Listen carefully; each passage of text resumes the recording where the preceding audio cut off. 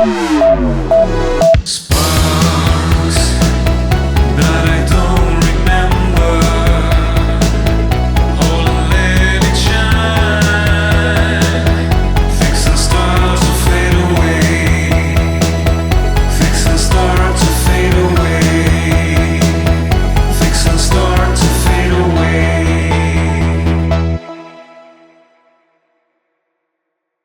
Hello, dear friends of Kabbalah International. We are again with our friend Mario Sabán. How are you? Shabbat Shalom. Shabbat Shalom, Mario. Excellent, very happy to be here with you. Today we're going to talk about the imbalances of light, which we can also call the Klippa of Chochmah. And regarding this, let's start with a brief introduction, remembering that Chochmah is one of the Sephirot of the upper triad of the Tree of Life in Kabbalah, along with Keter and Bina. Chochmah is also linked to intuitive knowledge. That's it. Well, we have two types of Chochmah. Actually, in every universe there is another one. But really the Chochmah is born with the universe of Atziluth, with the universe of emanation. We could call the cosmogonic Chochmah, for those people who are finding us for the first time, is what is conceptualized as the wisdom of God. The Sefer Yetzirah says that from Chochmah come the 32 channels of wisdom. What are the 32 channels? The 10 Sephirot and the 22 channels. So, it is curious that the organization of the channels does not come from Keter. This organization comes from Chochmah, because in the universe of Atziluth appears Da'at as an element of stabilization. The knowledge, which we always say is the union of Chochmah and Bina, appears cosmogonically in the interior of the Chochmah. And so this is interesting because the knowledge, the stability that we could call psychic of the person is found in Da'at, in the consciousness.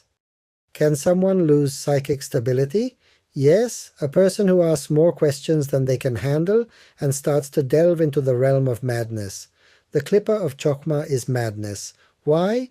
Because the wise person can advance but also can regress, can go back. The problem of the person who wants to attain very fast wisdom is that he goes forward but he cannot go back. And notice the great Kabbalist, the Sefer Yetzirah, says run and return. What does that mean? Come back is very important. It is part of the process. You cannot run forward. And you have to be very careful of those in the spiritual world. Run forward believing that by eating more light or seeing more they see more. No, by seeing more they can be taught. And really what we say is not a game. It's not a theoretical speculation. That someone can become insane. Personally, Nacho, I know people's souls who have become confused by the amount of light they have received and have completely lost their way. I have clearly seen at least 3 or 4 cases where those students advanced to such a level that they ended up in a total confusion of their lives, in a psychological confusion, that somehow they have become psychiatric cases. So much light that they wanted to reach, to which they wanted to have access.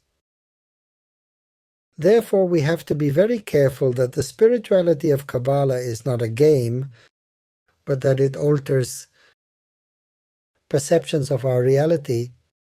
And you have to know how to alter those perceptions of reality and know how to return to the natural perceptions of matter, to the lower levels, because in the end, return to the lower levels reassures our possibility to continue ascending in the level of consciousness. So there is a big problem. So, Levinas said, the Torah is more designed to put glasses on you in front of God's light and not for God's light to annihilate you. Kabbalah isn't unrestricted access to light. It's access to light with limitations, with glasses, and good glasses at that. I often tell my students, and with the plain and the parachute, I believe all spirituality that is worthy of such a... The aspirant in that tradition does not go crazy, has to prepare him for what he is going to see, for what is going to come.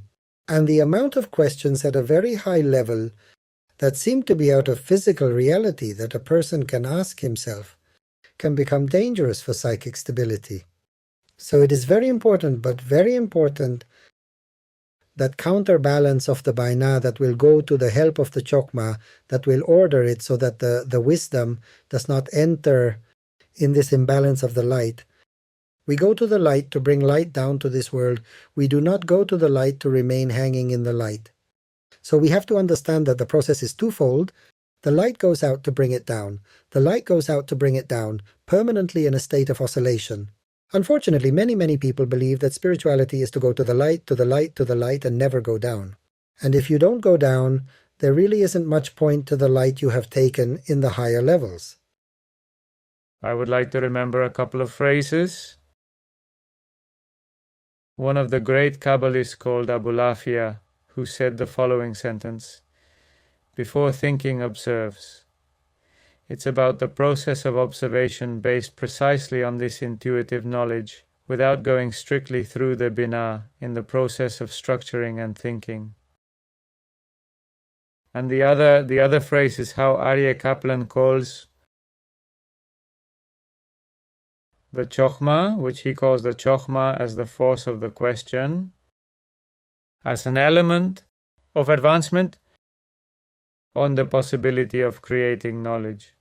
And then that this would be something else that is not strictly related to Chochmah, but yes, when wisdom is put at risk. Through the famous cogito ergo sum, where we would then enter the klipa of Binah. And notice, I would like to rescue something that is important that perhaps in some other meeting we have talked about it, but I would like to bring it up here because it seems to me that I think it's important, and it is the concept that there is no wise man, there is a wise apprentice, Talmid Haham, and I think there's a key point. Why? Because we're not on the path to the absolute, meaning the absolute sets the direction, but one never reaches the absolute as a result. So Chochmah always places you in the realm of humility. Therefore the Talmid Haham is the apprentice. And notice, the sage who goes to teach is not called a teacher, he is called a Talmid Haham. That is to say, he is the apprentice. So there is an idea of permanent learning, even for the category of teachers. This is curious. Well, it's paradoxical that a teacher is called an apprentice of a sage. And then who is the sage? Or who is the master? Does no one attain the title of master? I believe in Kabbalah, no one attains the title of master because we are constantly learning. It's constantly a new apprenticeship, constantly a new opening, and therein lies the function of questioning, because the function of questioning is really to find those voids, those gaps that are completely blocked, and questioning can pierce through them. So when the question pierces that hole and the soul discovers that hole, it uncovers a lot of light that comes to us at the level of information, but because we have been worthy of working the hole, of hollowing out that reality. So it seems to me that the Talmid Haham, the apprentice of the sage, is constantly learning to hollow out, to realize Kita, to work on Kita. He does not fall asleep in a comfortable position of master, because he never reaches the role of master. He is always learning, he is always in a learning situation. Therefore, really the wise man is the one who knows he is not wise. Another paradox, isn't it? Who is wise? The one who is the apprentice of the wise. The only way to access wisdom is to be aware that we will never reach it absolutely. That we are always conquering areas in a partial way. And that every partial conquest, we can enter into a great ecstasy of finding a light that eventually we did not know, because the truth is that at every hollowing out of reality, we find a light that shifts and makes us enter into ecstasy because of that light. It is like a great discovery. It is a great revelation. Every soul has to pierce reality in its own way. I could even tell you that the identity of your soul is the identity that is related to the kind of perforation reality does. So the really wise one is the one who knows that he is not wise. He knows that he is an apprentice sage, and this leads him to a degree of humility to return, for example, to basic concepts, not only to enter into complexity, which can be entered into complexity, but, well, what is this useful for me?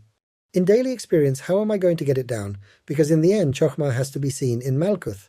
You have to see that wisdom in the action of matter, because if you don't see it, you are also suspicious.